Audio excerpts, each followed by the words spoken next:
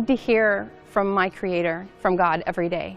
So I turn to the pages of the Quran, and that's where I find my peace. My name is Maryam, and I'm from America. And before I came to know Islam, my life was pretty okay.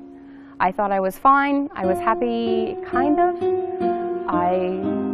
I thought I was a good person, and I didn't really worry too much.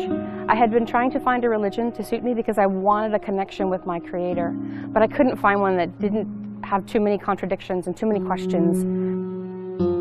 I actually came to Islam through an online video game.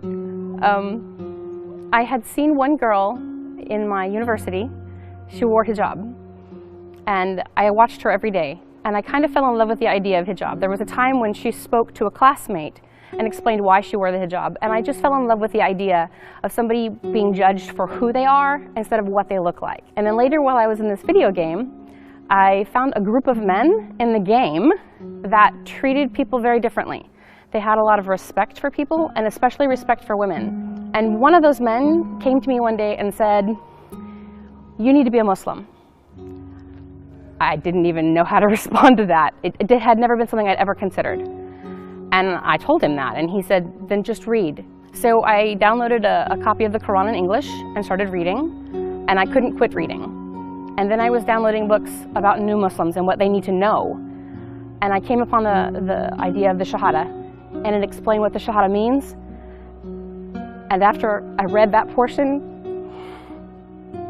it was just like a lightning bolt went off inside me. That was what I had been looking for my whole life. The idea that there is a God, but He's just the one God. I don't have to mix Him with other people. And I can communicate with Him directly. Allahu Akbar. I really think the biggest problem for Muslims who are engaged is they're trying too hard to be like non-Muslims. They're trying to be like the West. They think that it's more progressive and it's better, and they think that that's the more modern thing to do. And from my entire heart, I can tell you that it's not. I've lived both.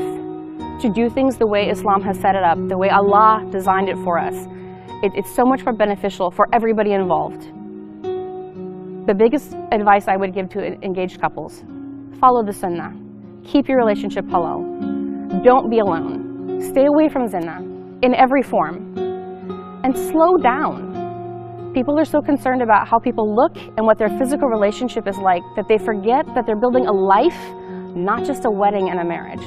They're building a life. So slow down. Look objectively at your soon-to-be husband or wife.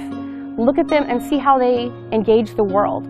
Are they praying like you do? Are they as excited about their deen as you are? Do they learn at the same speed that you do? Because if they don't do those things the same as you do, it's going to set you up for conflict. If one of you is very strong in your deen and the other is very lazy in their deen, it's going to cause a lot of problems in the house. And that's not necessary. Pay attention to those things and be objective. Don't jump into love before you know that this is going to work for you. Slow down. Allah gave us these rules for a reason, and they work when it's done correctly.